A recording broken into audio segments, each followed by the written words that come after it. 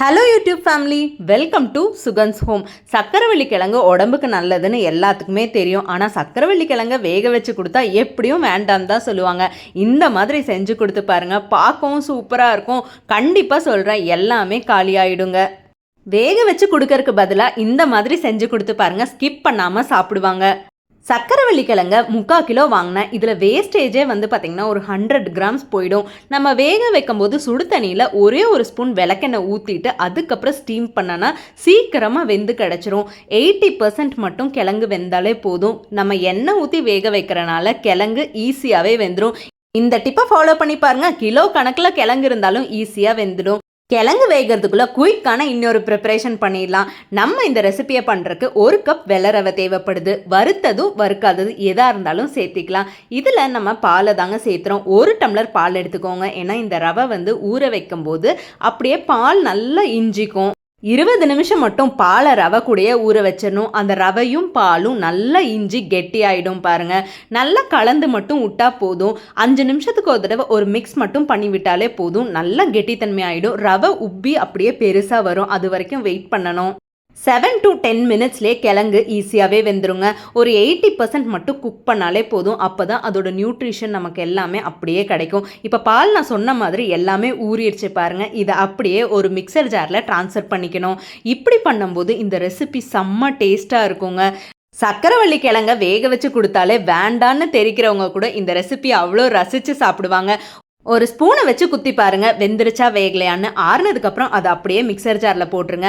Measure இருந்தால் கூட நம்ம மேஷ் பண்ணிக்கலாம். நான் ஆறுனதுக்கப்புறம் மிக்சர் ஜாரில் ரவை கூடையே சேர்த்து ஒரு ஓட்டு ஓட்டிடுவேன். நல்லா நைஸாகவும் வேண்டாம், கெட்டியாகவும் இருக்கக்கூடாது. வெறும் ஒரே டம்ளர் தண்ணி மட்டும் போதுங்க. ரொம்ப தண்ணியெல்லாம் ஊற்றி அடிச்சிடக்கூடாது. அப்புறம் நமக்கு திருப்பருக்கெல்லாம் ரொம்ப கஷ்டமாயிடும். கிழங்கு இப்படியே இருந்தால் தான் அதோட கன்சிஸ்டன்சி அப்படியே இருக்குங்க. சக்கரவள்ளி கிழங்க இந்த மெத்தடில் செஞ்சிங்கன்னா பேன் கேக் மாதிரியே டேஸ்ட்டு சூப்பராக இருக்கும். ஒரே ஒரு பிஞ்சு சால்ட்டு சேர்த்து பாருங்களேன், டேஸ்ட்டு தூக்கலாக காமிக்கும். வாசனைக்காக ஏலக்காய் பொடி சேர்த்தும் போது டேஸ்ட்டும் சூப்பராக இருக்கும், கமன்னு வாசனையாகவும் இருக்கும். நான் 2 ஸ்பூன் நாட்டு சர்க்கரை எடுத்திருக்கேன். உங்களுக்கு எக்ஸ்ட்ரா எதாவது தேவைப்பட்டுச்சுன்னா இன்னொரு ஸ்பூன் சேர்த்தியே போட்டுக்கோங்க. துருவின தேங்காவை சேர்த்தி பாருங்கள். நம்ம சாப்பிடும்போது அது இடையில வரும் பாருங்கள், டேஸ்ட்டு செம்மையாக இருக்குங்க. இது எல்லாத்தையுமே கைவிடாமல் ஒரே மோஷனில் நல்லா கிளறி விட்டுக்கிட்டே இருங்க. தண்ணி எதுவும் சேர்த்தக்கூடாது. நாட்டு சர்க்கரையிலேருந்தே தண்ணி ரிலீஸ் ஆகும் பாருங்கள்.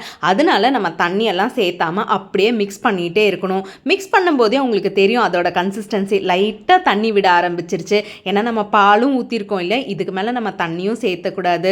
அரைக்கும் போதே நான் 1 டம்ளர் தண்ணி சேர்த்திருக்கேன். அதுவே போதுமான அளவு தான். நல்லா கிளறி விட்டு ஒரு 5 நிமிஷம் அப்படியே விட்டுருங்க. கடைசியாக ஒரே ஒரு ஸ்பூன் மட்டும் பால் ஊற்றுங்க, போதும். அதிகமாக பால் வேண்டாம். இதை அப்படியே கலந்து இப்போ உடனே எடுத்து சுட வேண்டியதுதான். கலக்கும் போதே அந்த பக்குவம் உங்களுக்கு தெரியும். கடைசியாக நம்ம அந்த பால் ஊற்றிருக்கோம் பார்த்தீங்களா, லைட்டாக இலக்கம் கொடுக்கறதுக்காக தான். அந்த நாட்டு சர்க்கரையிலேருந்து கொஞ்சம் தண்ணி ரிலீஸ் ஆகும். அதுவே போதுமான அளவு தான். பார்க்க எவ்வளோ கெட்டியாகவும் இல்லாமல் இலக்கமாகவும் இல்லாமல் இந்த கன்சிஸ்டன்சியில் இருக்கணும். தவாவை மீடியமான ஃப்ளேமில் வச்சு தாங்க ஊற்றணும். ஊற்றிட்டு நம்ம அப்படியே பரப்பக்கூடாது. லைட்டாக எண்ணெய் தேய்ச்சிட்டு அதுக்கப்புறம் ஊற்றுங்க, நல்லா ஒட்டாமல் வரும். நம்ம கரண்டியில் எடுத்து அப்படியே பூ மாதிரி ஊற்றிட்டு சும்மா ஒரு ப்ரெஸ், அவ்வளோதான். நம்ம அதிகமாக பரப்பணுன்னா அது ஊத்தாப்பம் மாதிரி ஆகிடும்.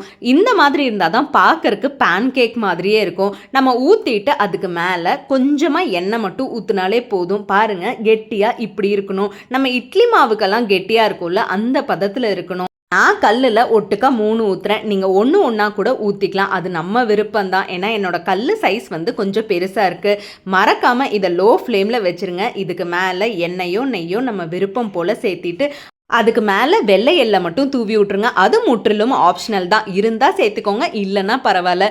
எள்ளு சேர்த்துனா கொஞ்சம் அட்ராக்டிவாக சாப்பிடுவாங்க. அப்படியே எல்லா சைட்லேயும் எடுத்து விட்டுட்டு திருப்பி விட்டு ஒரு அழுத்தம் கொடுங்க, அவ்வளோதாங்க. சூப்பரான சக்கரவள்ளி கிழங்கு பேன் கேக் ரெடி ஆகிடும். சைடெல்லாம் பாருங்கள், பார்க்கவே அவ்வளோ சூப்பராக இருக்கும். நல்லா வெந்து கிடைக்கும். குழந்தைங்களுக்கு செஞ்சு கொடுங்க, ஹாப்பியாக என்ஜாய் பண்ணி சாப்பிடுவாங்க. துளி கூட மிச்சமாகாதுங்க. சக்கரவள்ளி கிழங்கு இருந்தால் கண்டிப்பாக இந்த மாதிரி செஞ்சு பாருங்கள். செம்ம டேஸ்டியான ரெசிபி.